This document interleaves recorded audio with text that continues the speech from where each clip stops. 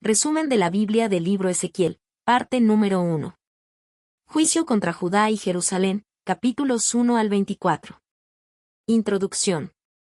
En tiempos de exilio y confusión, cuando la esperanza parecía perdida y la identidad del pueblo se desmoronaba, Dios alzó una voz en medio del cautiverio. No fue un rey. No fue un guerrero.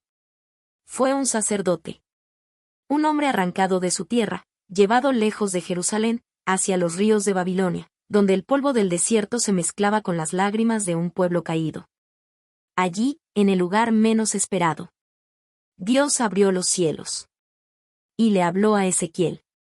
La voz que resonó no fue una voz común. Era la voz del Altísimo. Una voz que no solo consuela, también confronta. Una voz que llama, que sacude, que transforma. Ezequiel no solo vería visiones, sino que viviría el mensaje.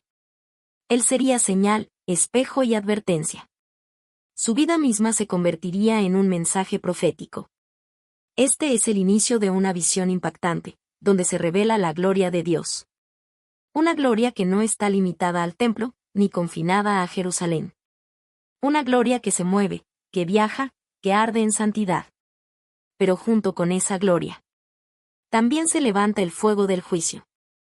Porque el pecado de Judá ha llegado al colmo. Porque la idolatría, la injusticia y la rebelión no pueden quedar impunes. Y sin embargo, incluso en medio del juicio, Dios habla.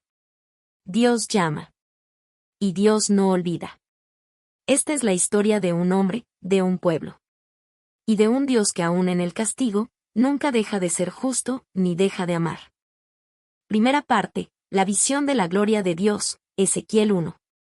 En el año 30, en medio del exilio, junto al río Quebar, mientras las aguas de Babilonia reflejaban un cielo gris y distante, Ezequiel alzó la mirada.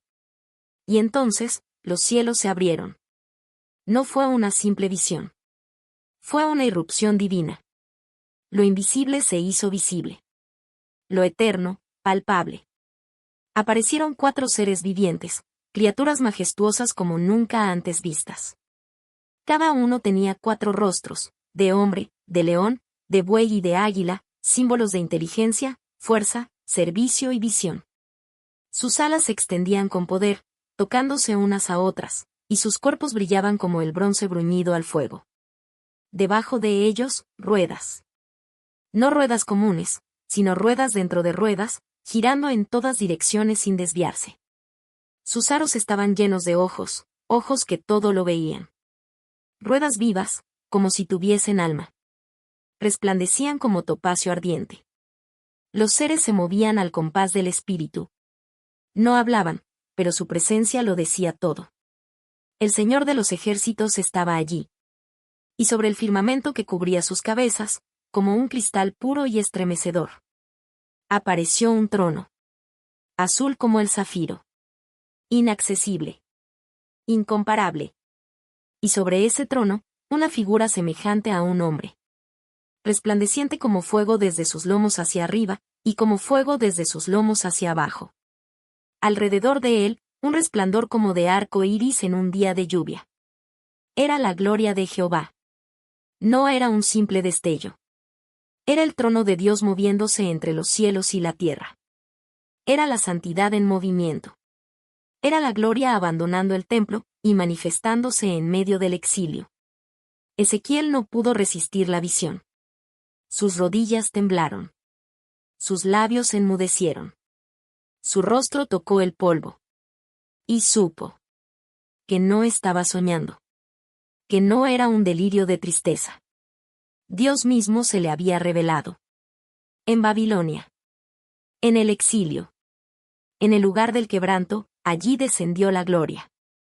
Segunda parte, el llamado de la atalaya, Ezequiel 2 y 3.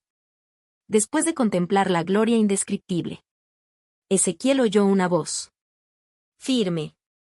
Inconfundible. Era la voz del Eterno. Hijo de hombre, yo te envío. Pero no a un pueblo de lengua extraña. No a naciones lejanas. Sino a Israel. Una casa rebelde. De rostro duro. De corazón endurecido como piedra. El encargo no era halagador. No habría palmas ni aplausos. Solo indiferencia, rechazo, y quizás, burla. Pero la obediencia no depende del resultado, sino del llamado. Y Ezequiel fue llamado a ser atalaya. No un guerrero con espada, sino un centinela del alma. Un vigía sobre el muro espiritual de un pueblo dormido ante su propia ruina. Su tarea: advertir, levantar la voz, proclamar el juicio. Aunque no escuchen, aunque se vuelvan en su contra. Él debía hablar, porque el silencio también puede ser pecado. Entonces, Dios le mostró un rollo, escrito por dentro y por fuera. No contenía poesía ni esperanza inmediata, sino palabras de juicio, lamentos, gemidos, ayes. Y le dijo: come este rollo, y ve y habla. Y Ezequiel lo comió. Y aunque su contenido era amargo, en su boca fue dulce como la miel. Porque aunque el mensaje era duro, venía de Dios. Y lo que viene de Dios siempre es verdad. Luego, el Espíritu lo levantó con poder. Y lo llevó entre visiones, sonidos de alas que se rozaban, ruedas que giraban, y voces que tronaban como un estruendo. Ezequiel quedó atónito. 7 días permaneció mudo y sobrecogido junto a los exiliados. Sintiendo el peso del encargo, la carga de la responsabilidad, el fuego del llamado ardiendo por dentro. Entonces Dios volvió a hablarle. Hijo de hombre, te he puesto por atalaya sobre la casa de Israel. Si yo digo al impío, de cierto morirás, y tú no lo amonestas, su sangre demandaré de tu mano. Pero si lo adviertes, habrás librado tu alma. No había espacio para la comodidad. No había lugar para el temor humano. Ser atalaya significaba vivir con los ojos abiertos, con el alma vigilante, con la voz lista. Para hablar en nombre del Santo. Y así comenzó el ministerio de Ezequiel. No como un profeta popular, sino como un guardián de lo invisible. Como un eco de Dios en tierra de exilio. Tercera parte, señales y profecías del juicio, Ezequiel 4 al 24. Luego vinieron los actos simbólicos. Dios no solo habló por la boca de Ezequiel. Hizo de su cuerpo un lienzo. De su vida, una parábola viviente. El profeta tomó un ladrillo, lo colocó ante sí, y trazó sobre él la ciudad de Jerusalén. Levantó fortificaciones, construyó un sitio, alzó arietes. Y así, en miniatura, anunció el asedio que vendría. Luego, Ezequiel se acostó sobre su lado izquierdo durante 390 días, representando los años de iniquidad de Israel. Después, sobre su lado derecho por 40 días, por los años de Judá. Día tras día, en silencio, con el cuerpo cansado y el rostro vuelto hacia la ciudad pintada en el barro, Ezequiel profetizaba sin palabras. Solo con su presencia. Solo con su obediencia. Su comida era escasa, pan cocido sobre estiércol, agua medida por gotas. No por capricho, sino como señal de la escasez, el dolor, la vergüenza que vendrían con el juicio divino. Y todo esto, porque Jerusalén se había contaminado. La ciudad santa se había prostituido. Idolatría en los altares. Imágenes abominables dentro del templo. Príncipes que derramaban sangre con manos impunes. Viudas desamparadas. Pobres olvidados. Sacerdotes que no hacían diferencia entre lo santo y lo profano. A Ezequiel le fueron mostradas visiones secretas. Hombres adorando al sol de espaldas al templo. Figuras talladas en los muros. Incensarios en manos de ancianos. Todo dentro de la casa de Dios. Y entonces, el veredicto fue pronunciado. Me apartaré de mi santuario. No tendré piedad. La gloria de Jehová, aquella que Ezequiel había visto, comenzó a levantarse del umbral del templo. Se movió. Salió. Y se detuvo sobre el monte, fuera de la ciudad. Era el abandono de lo sagrado. No por fragilidad, sino por justicia. Ezequiel profetizó en medio del silencio del pueblo. Advirtió. Gritó. Sufrió. Pero no fue escuchado. Hasta que, finalmente, llegó la sentencia más dura. Jerusalén sería sitiada. sería derribada. Sería consumida por fuego. El templo sería profanado. Las murallas caerían. Los habitantes, dispersos entre las naciones. Y como si todo esto no bastara, Dios le pidió a Ezequiel un último acto desgarrador. La muerte de su esposa, el deleite de sus ojos, no debía ser llorada.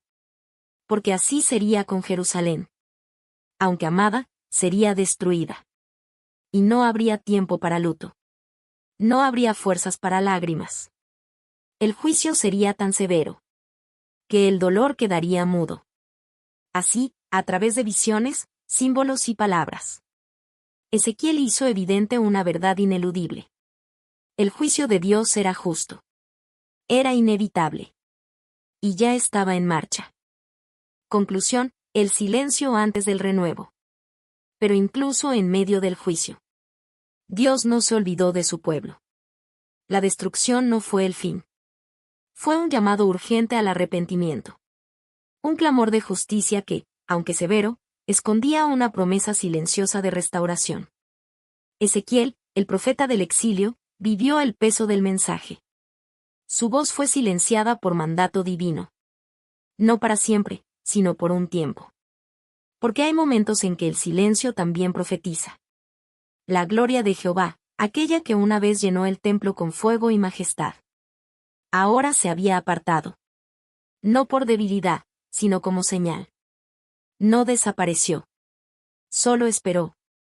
Esperó el día en que los corazones se quebrantarían. Esperó el momento en que el pueblo clamaría desde lo profundo. Porque el Dios que se aparta por causa del pecado, también regresa por causa del amor. Ezequiel nos muestra que el juicio de Dios es justo. Pero jamás está divorciado de la misericordia. Como un fuego que purifica. Como una poda que prepara para el fruto. Así fue el trato de Dios con Judá. El profeta no solo anunció ruina. También preparó el terreno para la esperanza. Porque detrás de cada lamento hay una promesa. Y tras cada sentencia, un nuevo comienzo. Esta fue la primera parte del mensaje de Ezequiel. El umbral entre la caída y la redención. El preludio de un Dios que, aunque hiere, también sana.